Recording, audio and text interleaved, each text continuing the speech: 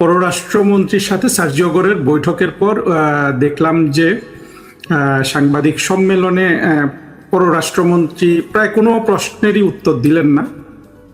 তাকে জিজ্ঞেস করা হলো যে এইটিপি যেটা করেছে এগ্রিমেন্টস, এটা কম্বাইন্ডলি বলে এগ্রিমেন্টস অন রিসিপ্রোকাল ট্রেড, যেটা ইউনুস নির্বাচনের 2 দিন আগে চুক্তিটা সই করে চলে গেল, সেটা সে নিয়ে প্রশ্ন করা হয়েছে। এবং দুটো চুক্তি বহুদিন ধরে মার্কিন যুক্তরাষ্ট্রের সাথে ঝুলন্ত আছে, আকসা এবং জিসোমিয়া।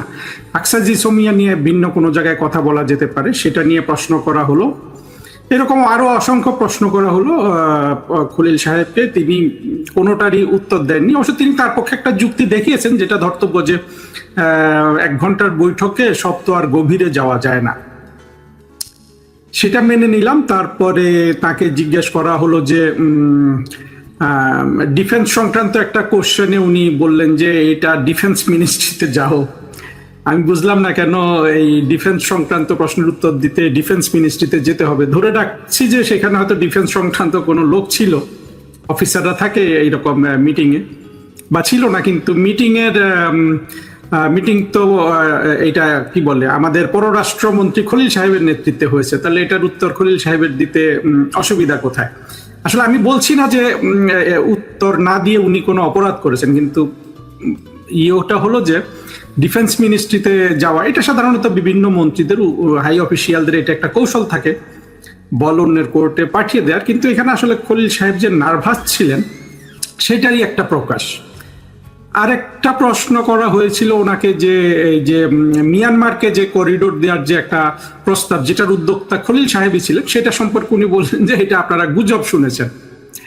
আলোচনা হয়েছে কি হয়নি সেটা ভিন্ন কথা, কিন্তু এটা গুজব কিভাবে হয় খলিল সাহেব? আপনি নিজেই তো, আমি নিজের কানে শুনেছি, আপনি অবশ্য করিডোর বা কিছু কোন শব্দ বলেছিলেন আমার মনে নাই, কিন্তু আপনি তো এটা প্রপোনেন্ট ছিলেন বাংলাদেশে, যে এখানে একটা হিউম্যানিটেরিয়ান করিডোর হিসাবে আপনি একটা করিডোর দিতে চেয়েছিলেন, ইউনুসও দিতে চেয়েছিল। তখন সেনাবাহিনীর এটা বন্ধ করে দিয়েছে, কারণ সেনাবাহিনী আসলে কারোর সাথে যুদ্ধে লাগতে চায় না। সেনাবাহিনী, বাংলাদেশের সেনাবাহিনী তো শুধু বাংলাদেশের বিরুদ্ধে যুদ্ধ করবে।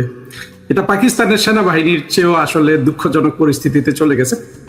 পাকিস্তানের সেনাবাহিনী ইন্ডিয়ানদের সাথে যুদ্ধ করে, আর বাংলাদেশের সেনাবাহিনী কারোর সাথে যুদ্ধ করবে না। ওই জন্য আসলে সেনাবাহিনী ওইটা চায়নি বলে তখন করিডোরটা হয় নাই। তখন তো দিয়ে দিয়েছিলেন খলিল সাহেব, এখন বলছেন যে এটা গুজব।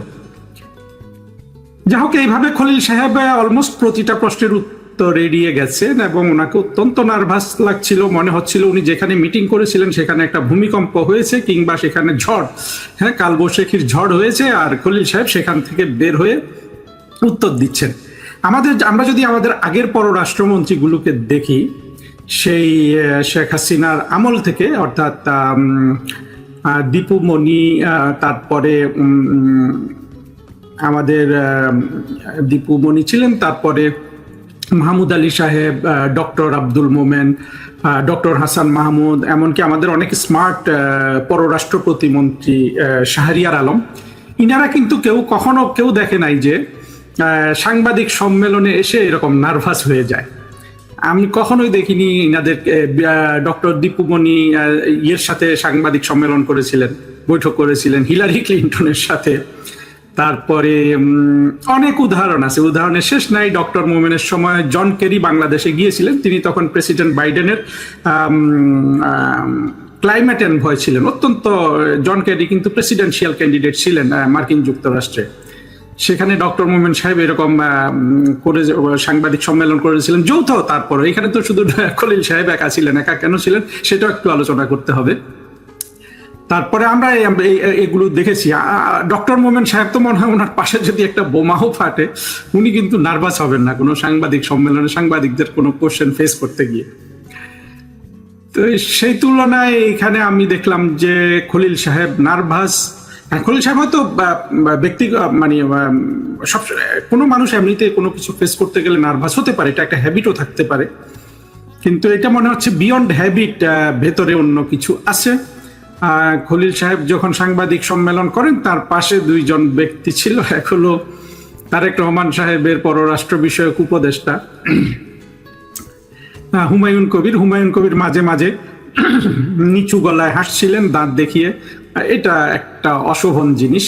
আমি হুমায়ুন কবির সম্পর্কে অনেক নেতিবাচক কথা অতীতে বলেছি, এখনো বলতে হচ্ছে যে আসলে কোনো উন্নতি হয় নাই, উন্নতি শুধু এতটুকু হয়েছে যে তাকে আর আগের মতো সামনে আসছেন না, উনি আসতে দেওয়া হচ্ছে কি হচ্ছে না সেটা জানি না।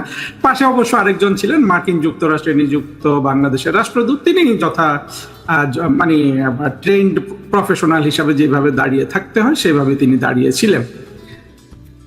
আর খলিল সাহেব আবার এক প্রশ্নের জবাবে সাংবাদিকদের বললেন যে মানে আপনারা কিছুই জানেন না, মূর্খ।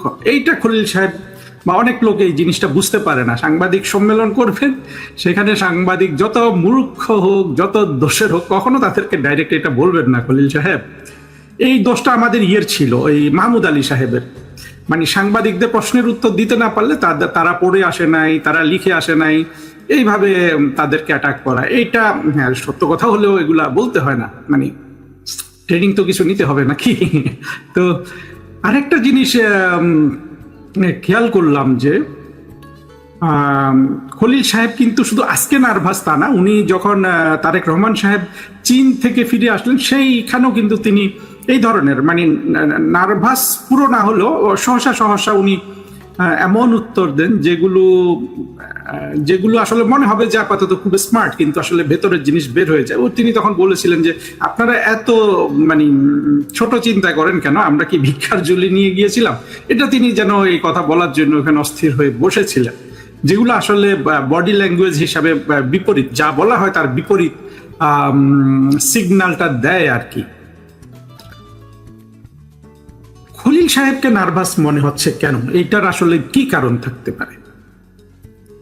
আমার মনে হয় খলিল সাহেবকে নার্ভাস মনে হওয়ার কারণটা একটা এক ধরনের আধ্যাত্মিক বিচার ওনার উপর। আমি জানি যে, আমি না, ফরেন মিনিস্ট্রির অফিসাররা এটা জানে, খলিল সাহেবের সারা জীবনের স্বপ্ন বাংলাদেশের পররাষ্ট্রমন্ত্রী হওয়ার। তো বাংলাদেশের পররাষ্ট্রমন্ত্রী তো তিনি হয়েছেন, এবং তিনি যদি স্বাভাবিক পথে হতেন, যেমন শামা ওবায়েদ পররাষ্ট্র প্রতিমন্ত্রী হয়েছে অত্যন্ত স্বাভাবিক পথে বলবো, সেরকম স্বাভাবিক পথে যদি খলিল সাহেব পররাষ্ট্রমন্ত্রী হতেন, আমার মনে হয় তার উপর যে আধ্যাত্মিক বিচারটা চলছে এইটা হয়তো হতো না। কারণ আমি বিশ্বাস করি যে মন্দ পথে কোনো কিছু দখল করলে সেটা সুখকর হয় না।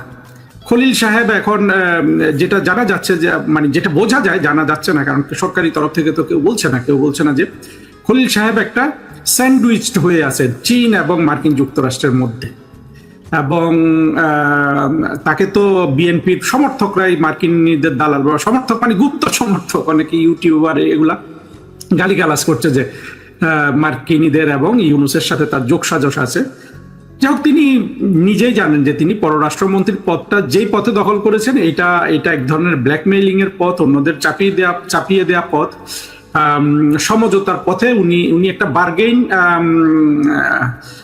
উইনার হিসাবে মানে তিনি পররাষ্ট্রমন্ত্রীর পদে জয়েন করেছেন। অর্থাৎ উনি স্বাভাবিক পথে পররাষ্ট্রমন্ত্রী হন নাই। এখন যখন তিনি বিভিন্ন সমস্যা মোকাবেলা করছেন, এটাই হয় যে আপনি যদি কারো দয়া দাক্ষিণ্যে কোনো পদ গ্রহণ করেন, আপনাকে যারা দয়া করেছে আপনি তাদের কিন্তু সার্ভেন্ট হয়ে গেলেন। খলিল সাহেবের অঙ্গভঙ্গি, মুখভঙ্গি, নার্ভাসনেস, আমি আবার বলছি স্বাভাবিকভাবে একটা মানুষ নার্ভাস হতে পারে। আমি যেমন ব্যক্তিগতভাবে খুবই নার্ভাস মানুষ, কিন্তু এই কি বলে যে মানে তাই বলে সব জায়গায় কি আমি নার্ভাস? উনি এই জায়গায় নার্ভাসনেস দেখাচ্ছেন, এটা আমি মনে করি যে উনি আসলে না পারছেন ওনার নিয়োগকর্তাদের নিড ফুলফিল করতে, না পারছেন সরকারের নিড ফুলফিল করতে, এই ধরনের একটা দোটানায় আছেন। আর মূলত উনি তো মার্কিন যুক্তরাষ্ট্রের নাগরিক, মার্কিন যুক্তরাষ্ট্র সম্পর্কে উনি অনেক কিছু জানেন, সেটাই বোঝা গেল এই সাংবাদিক সম্মেলনে। উনি যা কিছু বলছেন সেগুলো মার্কিন যুক্তরাষ্ট্রের তথ্য, বাংলাদেশের তথ্য সেখানে তেমন কিছু নাই। আমি ধরে ওগুলো বলছি না, কারণ খলিল সাহেবকে উনি তো আমার ব্যক্তিগত শত্রু না। ওনার চেহারা সুন্দর, যে কোনো চেহারা সুন্দর কথা বলে, এই ধরনের লোককে সবাই পছন্দ করে, আমিও পছন্দ করি। সুতরাং খলিল সাহেবের সাথে তো ব্যক্তিগত শত্রুতার কিছু নাই, কিন্তু তিনি যে পদ্ধতিতে বাংলাদেশের পররাষ্ট্রমন্ত্রীর পদ দখল করেছেন, সেইটার একটা খোদাই গজব আমার মনে হচ্ছে তিনি এখন ভোগ করছেন। এবং একই সূত্রে বলবো যে দেখেন, এই যে সার্জিও গরের যে বাংলাদেশে ভিজিট চলছে, এটা নিয়ে প্রচুর জল্পনা কল্পনা, অনেক ধরনের কথা হচ্ছে যে তিনি এসছেন ভারত বাংলাদেশের মধ্যে মধ্যস্থতা করতে, তিনি এসছেন চীনের বিরুদ্ধে তারেক রহমানের সরকারকে ধমক দিতে। তারপরে নানান জিনিস চলছে। এখন কোনটা সত্য কোনটা মিথ্যা কেউ কিন্তু জানাচ্ছে না, এবং এই ভিজিটে এমনকি মার্কিন যুক্তরাষ্ট্রের তরফ থেকে এখন পর্যন্ত আসলে কিছুই